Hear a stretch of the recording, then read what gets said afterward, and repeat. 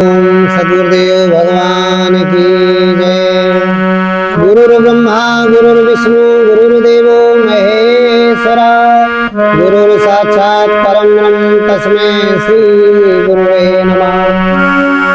ध्यानमूलं गुरुर्मूर्ति पूजामूलं गुरुपदं मंत्रमूलं गुरुर्वाक्यं मोक्षमूलं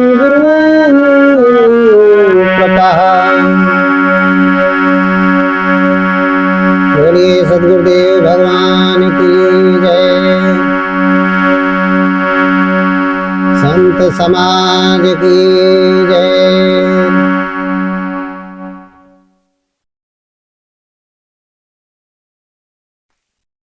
आज का प्रसंग जो आज की चर्चा का विषय है बड़ा सुंदर है और वो है संत और असंत।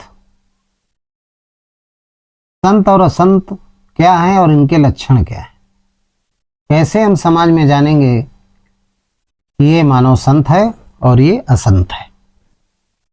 संत माने सज्जन, असंत माने दुष्ट, कैसे पहचान करेंगे? ये बात हम आज के प्रसंग में आपको बता रहे हैं, आप लोग अच्छे से श्रवण करिए। देखिए,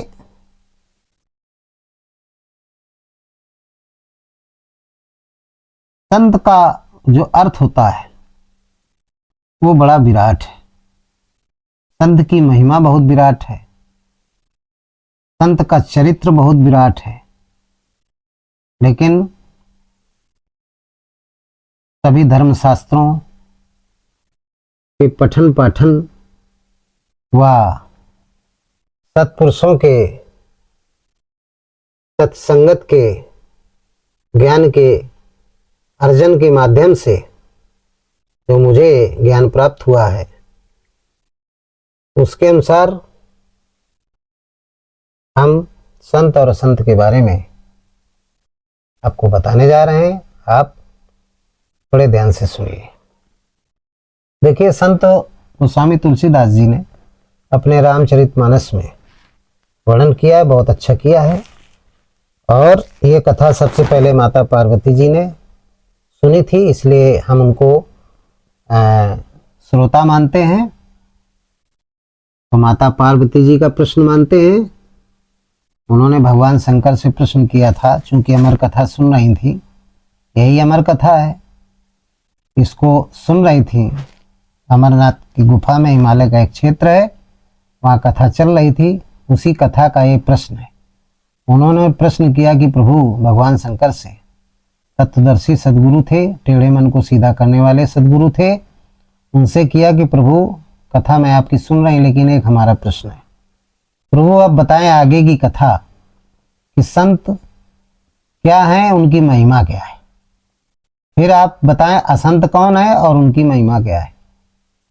भगवान शंकर कहने लगे बड़ा उत्तम प्रश्न है पार्वती, और मैं जानता हूं कि तुम अपने लिए नहीं पूछ रही हो, संसार के लिए पूछ रही हो, इसलिए मैं जरूर बताऊंगा। ध्यान लगा के सुनिए। तो भगवान शंकर बताने लगे कि सुनो पार्वती, पहला लक्षण संतों का क्या है कि संतन के महिमा रघुराई, अब बहु विधि वेद पुराण निगाई। संतन की महिमा रघुराई,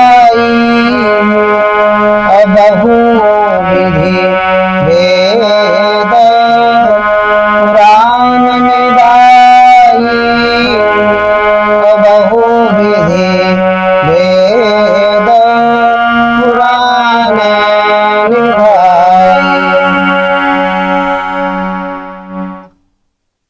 ये प्रसंग, इस प्रसंग में कई श्रोता हैं। गरुण जी भी श्रोता हैं, माता पार्वती जी भी श्रोता हैं।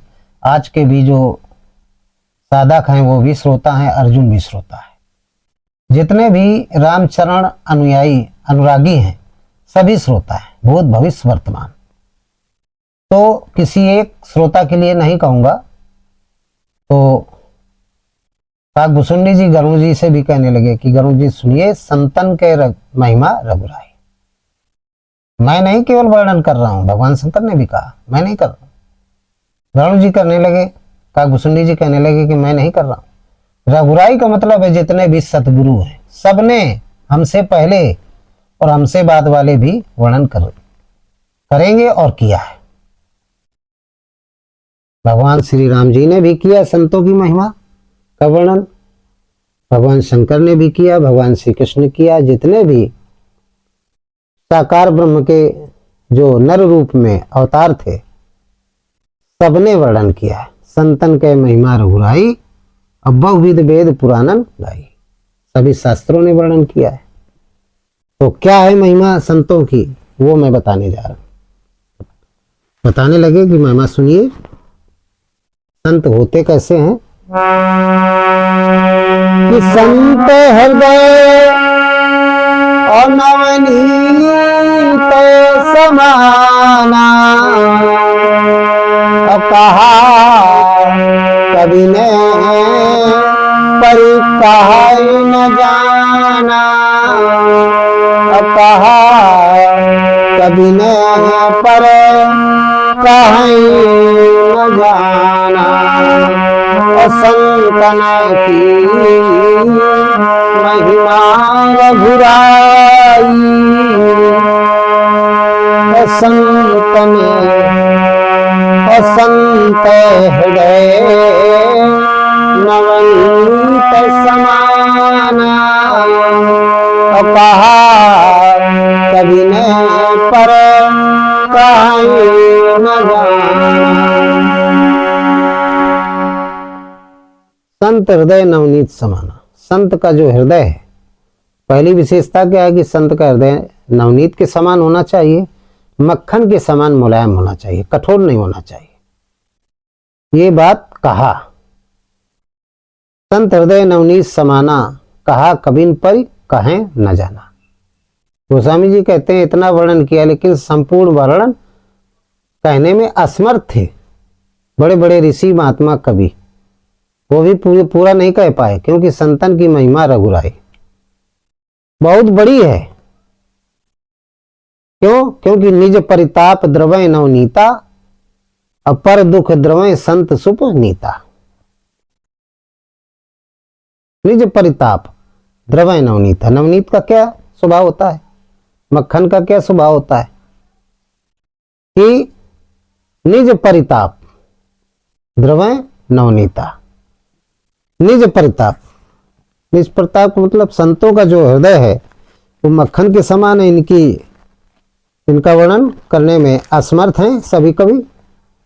मक्खन तो अच्छी गर्मी से पिघलता है, और संत कैसे पिघलते हैं? दूसरों के दुख से, दूसरों के दुख को देख करके पिघल जाते हैं। मक्खन तो अच्छी गर्मी होगी, अच्छा ताप मिलेगा तब पिघलेंगे, लेकिन संत अच्छे ताप की जरूरत नहीं है, दूसरों के दुख को देखा तो पिघल गया, सहन नहीं होता है, पिघल जाते हैं। यथासंभव जो भी ज्ञान के माध्यम से मदद की आवश्यकता होती है वो संत, वो सज्जन पुरुष उस दुखी व्यक्ति की करने लगते हैं। तुरंत पिघल जाना, देर न लगाना, सोचना नहीं, उसकी मदद के लिए तैयार हो जाते हैं। दुखी आत्मा को जिस चीज की आवश्यकता है अपने सामर्थ्य के अनुसार उसकी मदद करने के लिए तैयार हो जाते हैं। ये संत के लक्षण है, उनको संत कहते हैं। और क्या है संत के अंदर, और क्या विशेषता है? बंदों संत समान चित, हित अनहित नहीं कोई। अंजिलगत शुभ शुभन, अंजिलगत शुभ सुमन जिम, सम सुगंध कर दे। बंदो संत समान चित्त, संतों का जो चित्त होता है, चित्त वृत्ति होती है वो समान होती है। किसी भी अन्य संसार के प्राणियों के प्रति, जैसे दो प्रकार के प्राणी हैं तो एक पर ज्यादा एक पर कम, यानी भेदभाव की भावना नहीं होती उनके मन में, समान दृष्टि होती है। अंजलि, जिस प्रकार से अपनी अंजलि में जब व्यक्ति सुगंधित फूलों को लेता है तो फूलों का ये गुण होता है कि दोनों गदेलियों को सुगंधित रखता है, एक को नहीं कि एक को सुगंधित रखे एक को न सुगंधित रखे, ऐसा नहीं होता है, दोनों को सुगंधित रखता है। इसी तरीके से संत भी जो होता है सभी प्रकार के मनुष्यों के प्रति समान भाव का व्यवहार उनके प्रति रहता है, बराबर बराबर। किसी गांव में यदि कोई संत जा रहा है तो ऐसा नहीं कि उस गांव के एक व्यक्ति के प्रति ज्यादा स्नेह हो और अन्य के प्रति कम हो। जितने भी गांव के सदस्य हैं, भक्त हैं, सबके प्रति बराबर होता है और यही होना चाहिए। यदि एक के प्रति, एक व्यक्ति के प्रति या एक विशेष जात के प्रति जिस सदगुरु की, जिस संत की आसक्ति है ज्यादा, तो मान लीजिए फिर वो संत नहीं, वो आडंबरी है, पाखंडी है। जो असली संत है उसके लिए समस्त संसार के जितने भी भूत प्राणी हैं जो 5 तत्वों से बने, चित्त जल पावक गगन समीर, पंचभूतों से बने, चाहे वो भौतिक दृष्टि में जो भी जातियां सब लोग संबोधित कर रहे हैं, किसी भी जात का हो, लेकिन उस संत के लिए सब बराबर है। किसी की निंदा ना करता हो, किसी भी जात की, किसी भी वर्ण की, किसी भी व्यक्ति की निंदा ना करता हो, किसी भी लिंग की निंदा ना करता हो, स्त्री या पुरुष हो, वो असली संत है। और जिसके अंदर ये सद्गुण नहीं है तो कितना भी बड़ा अपने आप को संत माने, वो असली संत नहीं है, उसकी बड़ी दुर्गति होती है और इतिहास में हुई भी है। तमाम संत बहुत दुर्गति से शरीर का त्याग हुआ उनके, ये इतिहास जानता है। तो इसलिए मेरे प्रिय सज्जनों, आप घर बैठे संत बने। संत का मतलब होता है सज्जन। अपने अंतरात्मा में विकारों को हटाएं, मानव के साथ अच्छा व्यवहार करें, आप संत हैं। और क्या बताया कि समय दमे नियम अनीत नहीं डोलही, अपरुष बचन कबहू नहीं बोलही। समय दम नियम अनीत नहीं डोलही, अपरुष बचन कबहू नहीं बोलही।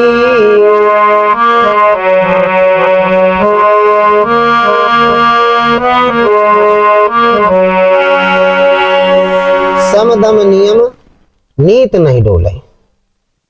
समदम नियम, जो सम है, दम है, नियम है, इनमें चलायमान नहीं होते, नीत के अनुसार काम करते हैं। कभी किसी को कठोर वचन नहीं बोलते हैं, बड़े मधुर वचन बोलते हैं, बड़े प्रेम से बात करते हैं एक दूसरे से। कभी सम का, दम का, इनका कभी उल्लंघन नहीं करते हैं। अपार शक्ति है, ना अपने बल का अहंकार करते हैं, ना अपनी बुद्धि का अहंकार करते हैं, ना अपने धन का अधिकार करते हैं और ना अपनी नीत का अहंकार करते हैं।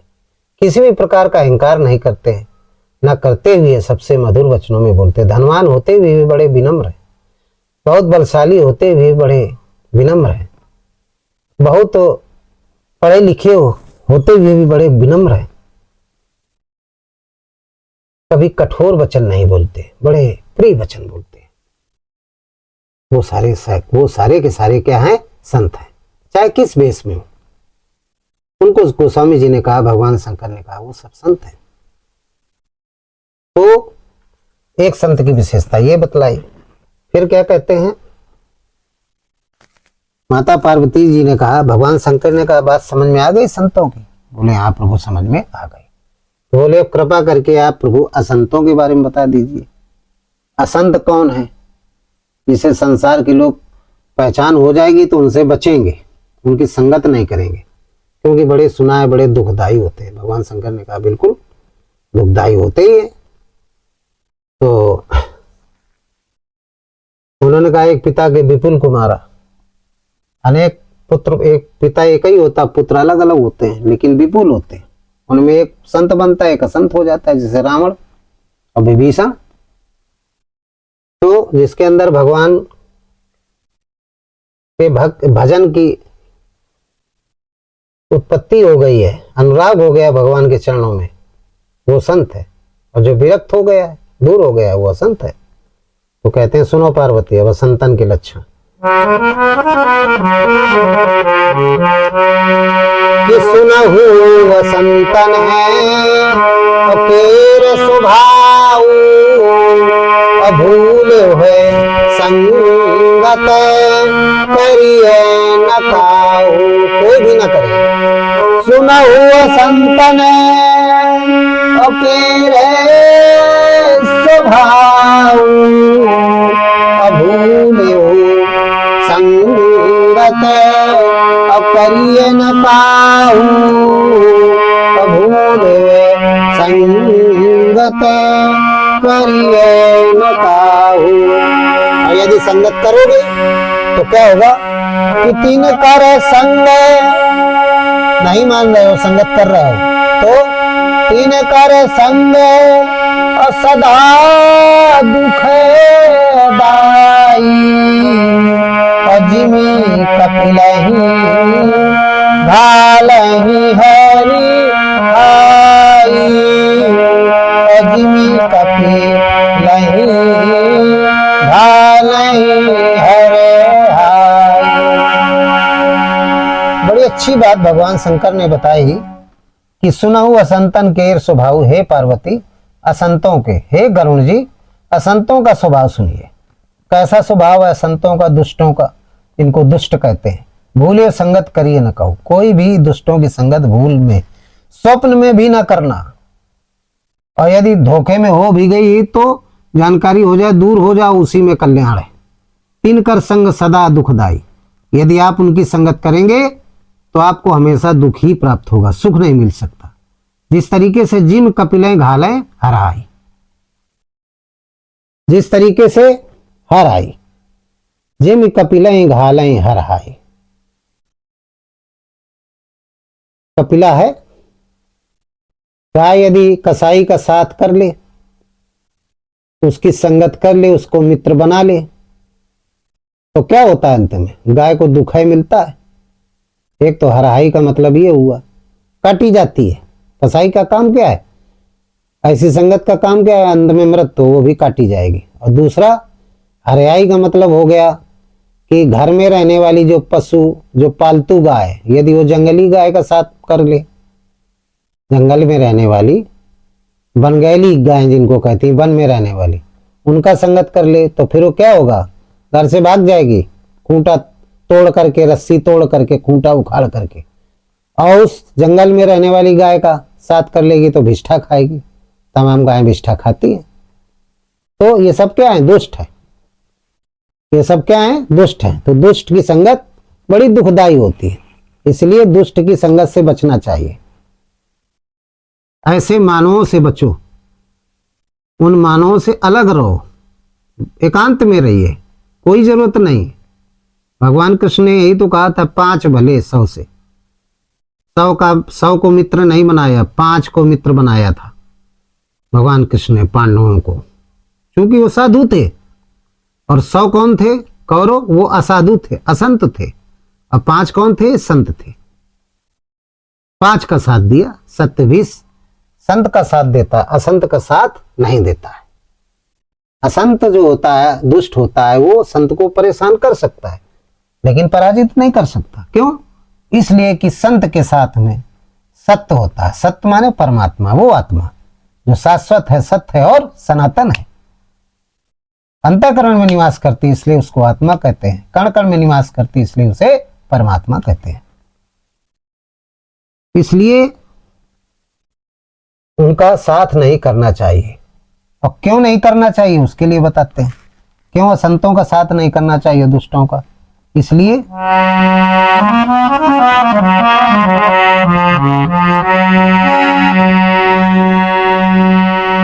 कि बयनु अकारण है, अबयनु अकारण है,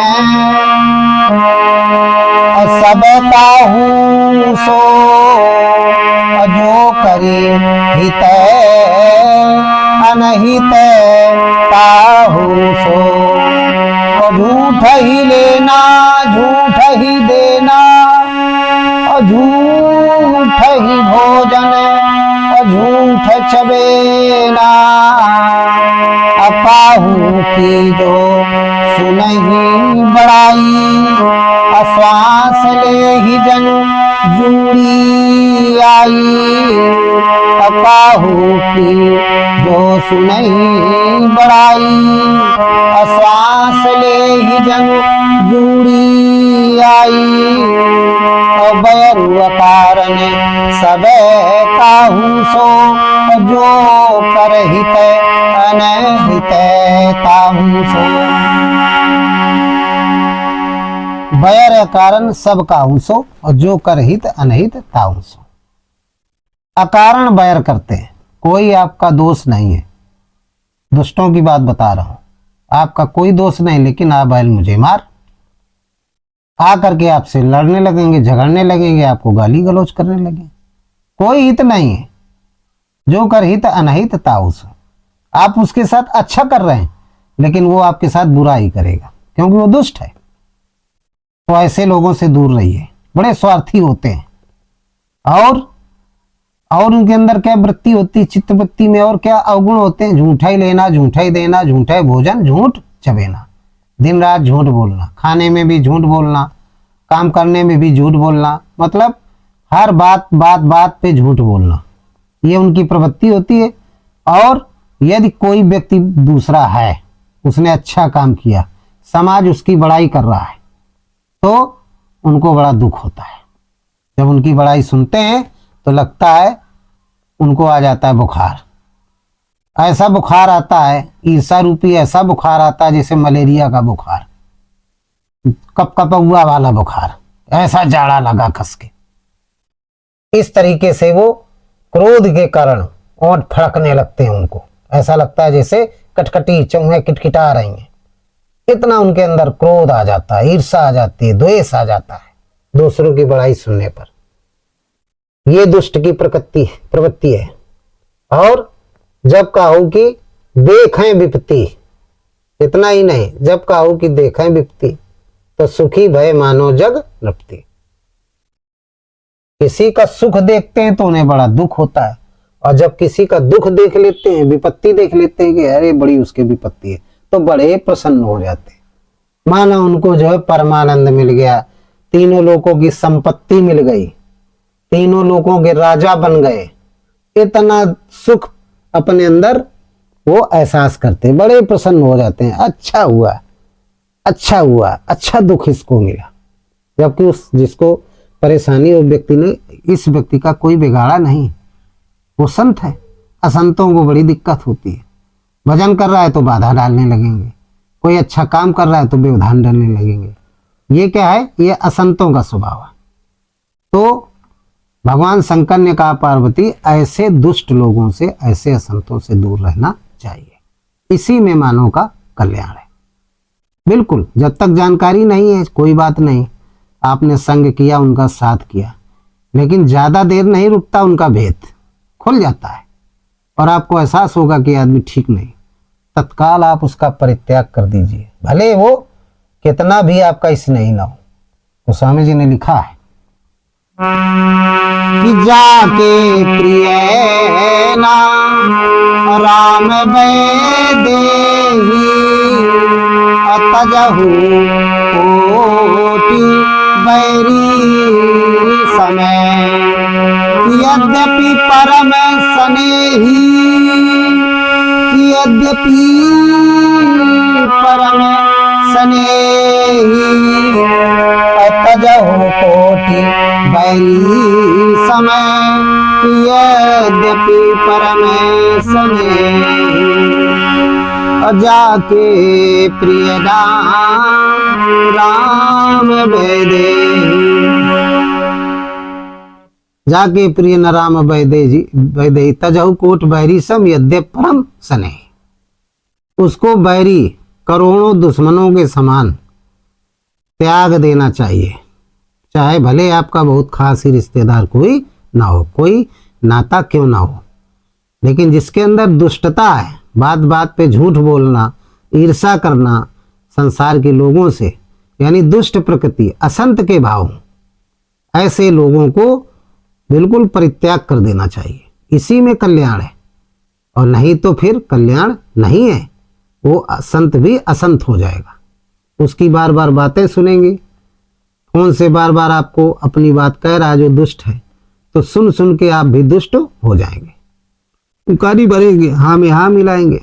वो निंदा कर रहा है, उसकी निंदा आप सुन रहे हो तो आप भी निंदा के पात्र हो गए, सारे उसके अवगुण आपके अंदर हो जाएंगे, आप भी उसी के समान हो जाएंगे। इसलिए ऐसे व्यक्तियों की बात को मत सुनो, ना मोबाइल के माध्यम से, ना उनकी संगत करिए, ना उनके साथ उठना बैठना करिए, बिल्कुल उनसे दूर हो जाइए। इसी में भलाई है आपकी। यदि आप उनसे दूर नहीं हो रहे हैं तो जो आपका भौतिक कार्य क्षेत्र है वो भी प्रभावित हो जाएगा, आपका परिवार भी प्रभावित हो जाएगा, और आपकी जो मन की चित्त वृत्ति है वो भी आपकी प्रभावित हो जाएगी, आप दुखी हो जाएंगे।